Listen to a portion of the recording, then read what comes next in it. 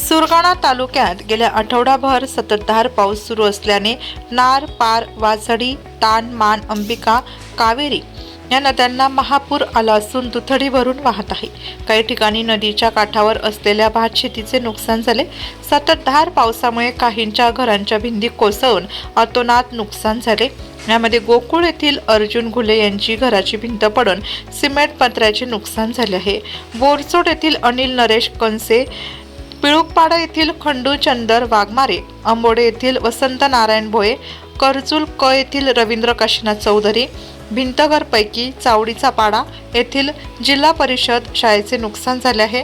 बुबळी येथील यशवंत सोमा गुबाडे, निंबारपाडा खोकरी येथील नारायण भावना राऊत, मनखेड येथील भास्कर हरिहर ब्राह्मणे, कुकुडमुंडा येथील रखमाबाई रतन गोतुर्णे, हिरपाडा येथील सोमनाथ रमण गवळी, चिंचले येथील चंदू मंगळ पालवा, हदगड येथील पारीबाई सोमा कवर, सुरगाणा शहरातील देवीदास भोहे यांच्या घराची भिंत पडली आहे। यामध्ये काहींच्या राहत्या घरांची पडवी, घरांच्या भिंती कोसळून अतोनात नुकसान झाले आहे। हे नुकसान 5 ते 7 दिवसांपासून संततधार पाऊस सुरू असल्याने झाले आहे। बहुतेक घटना या दिवसात झाल्याने जीवितहानी झाली नाही। संबंधित तलाठी यांना तहसीलदार रामजी राठोड यांनी तत्काळ पंचनामे करण्याचे आदेश दिले आहेत।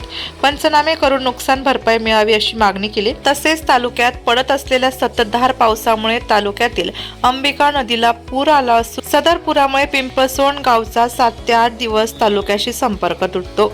नाशिक लोकशाही न्यूज साठी उपसंपादक बाजीराव नाना खैरनार, नाशिक।